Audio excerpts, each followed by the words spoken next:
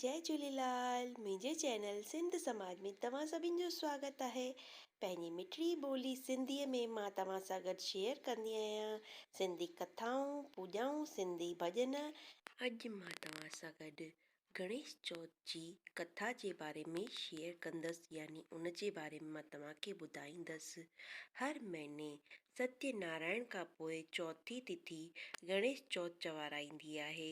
घणेई माताऊं ऐं भेनरूं हर महीने यानी 12 महीने जी गणेश चौथ जा विर्त रखंदियूं आहिनि। हर महीने जी चौथ जा अलॻि अलॻि नाला आहिनि, जीअं त बड़े जी चौथ विनायक चौथ चवाराईंदी आहे, मांग जी चौथ खे संकट चौथ या वरी तिल चौथ बि चइबो आहे, ऐं कारकतन जी चौथ जीअं की तव्हांखे पतो आहे करवा चौथ चवाराईंदी आहे। मां तव्हां सां गॾु सिंधीअ में पहिरीं बि गणेश चौथ जी कथा शेयर करे चुकी आहे। हाणे मां तव्हां सां गॾु अॼु संकट चतुर्थी जी कथा शेयर कंदसि। जीअं त तव्हां सभिनि खे पतो आहे त जॾहिं करवा चौथ या गणेश चौथ रखबी आहे त सुबुह खां वठी कुझु बि न खाइबो आहे। शाम जो चंड खे अर्घु ॾेई करे पोइ ई भोजन खाइबो आहे। उन तरह ई संकट चतुर्थी जो जेको विर्त आहे उहो संतान लाइ रखबो आहे।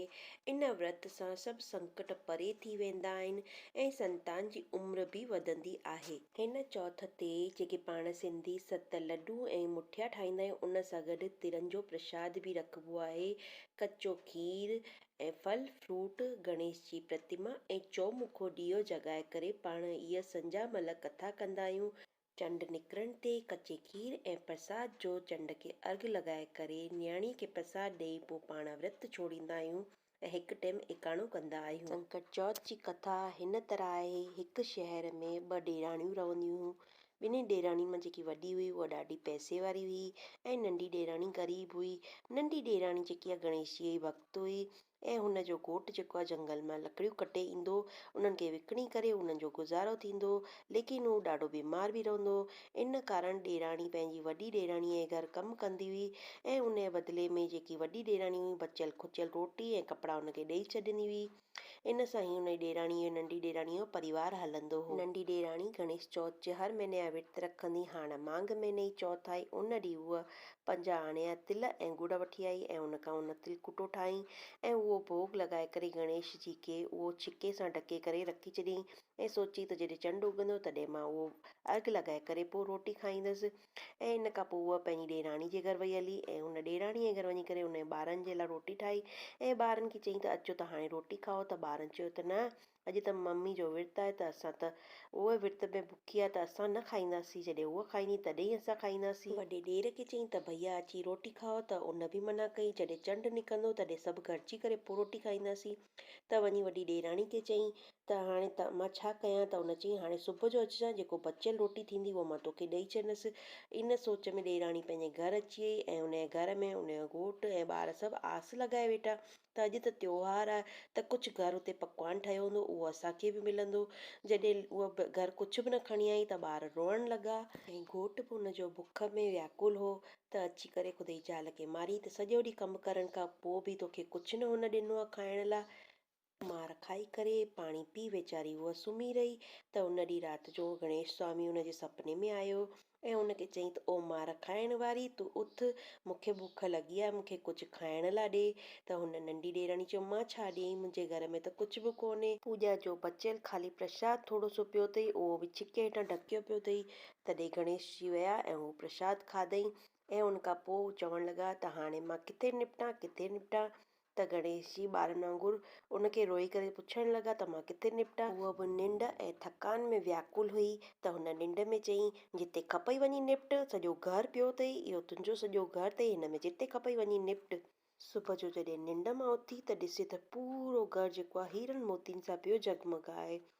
ऐं उन ॾींहुं उहा पंहिंजी वॾी ॾेराणीअ घर कमु करणु कोन वई त उन ॾींहुं पंहिंजी वॾी ॾेराणी पंहिंजे ॿार खे मोकिलियईं, उनखे पुछाईं त उन नंढे ॿार वञी करे माउ खे ॿुधायो त उनजो घरु त सॼो हीरनि जवाहरातनि सां भरियो पियो आहे, सभु धन धान्य भरपूर लॻा पिया आहिनि। वॾी ॾेराणी भॼंदी भॼंदी नंढी ॾेराणी खां अची पुछणु लॻी त इहो सभु कीअं थियो। त हुन पंहिंजी वॾी ॾेराणी खे ॿुधाईं त राति जो गणेश स्वामी आया, उहो सॼो घरु हीरनि जवाहरातनि सां भरे विया आहिनि ऐं मुंहिंजे घोट मूंखे ॾाढो मारियो ऐं हुननि अची मूंखे सुपिने में दर्शन ॾिनो ऐं इहो सभु कुझु थियो आहे। त उन ॾींहुं वापसि उहा पंहिंजे घरु वई ऐं ॾाढो सारो गिहु ऐं चूरमो विझी करे तिर जो ऐं छिके में रखी छॾियईं ऐं राति जो विनायक जी खे सुपिने में अचण जो आह्वान करणु लॻी ऐं चवणु लॻी त गणपति महाराज मूंखे बि दर्शन ॾियो। त गणपति भॻवानु आया ऐं उन खां पुछी त बुख लॻी आहे छा खावां। त उहा चवणु लॻी त इहो त कंचन महल अथव, जेको खपेव खाओ, भंडारा भरिया पिया अथव ऐं जिते खपे वञी करे निपटिजो।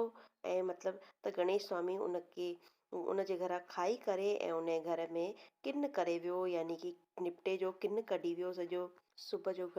सुबुह जो जॾहिं वॾी ॾेराणी उथी त ॾिसे त सॼो घरु किन सां भरियो पिया, बांस ई बांस पई अचे। त हुन गणेश जी खे मदद लाइ प्रार्थना कई त गणेश जी चयो तो ॾेराणीअ नंढी ॾेराणी सां जलन जे कारण जेको तो कयो आहे उनजो इहो तोखे फल मिलियो आहे। जॾहिं तूं पंहिंजे घर जो सॼो अधु हिसो उनखे ॾींदीअ तॾहिं मां ही सॼो घरु साफ़ु कंदोसई। त हुन सॼो घर जो धन बाटे करे पंहिंजी नंढी ॾेराणीअ खे ॾिनो। तॾहिं ही गणेश स्वामी पंहिंजी सॼी माया समेटे छॾी त हे गणेश महाराज, जीअं तव्हां नंढी ॾेराणी ते राज़ी थिया तीअं असां सभिनि ते राज़ी थिजो। पर जेकी सज़ा तव्हां हुनजी वॾी ॾेराणी खे ॾिनी उहा कंहिंखे बि न ॾिजो। सभिनि ते पंहिंजी कृपा ठाहे रखिजो। बोलो गणेश महाराज की जय। चौथ माता की जय। त तव्हांखे इहा संकट चतुर्थी जी कथा कीअं लॻी मूंखे कमेंट बॉक्स में ज़रूरु ॿुधाईंदा। तव्हां ॿियो कुझु कथा ॿुधणु चाहियो त मूंखे ज़रूरु कमेंट बॉक्स में लिखंदा। वीडियो खे लास्ट ताईं ॾिसण लाइ धन्यवाद ऐं हिन कथा खे शेयर बि कंदा।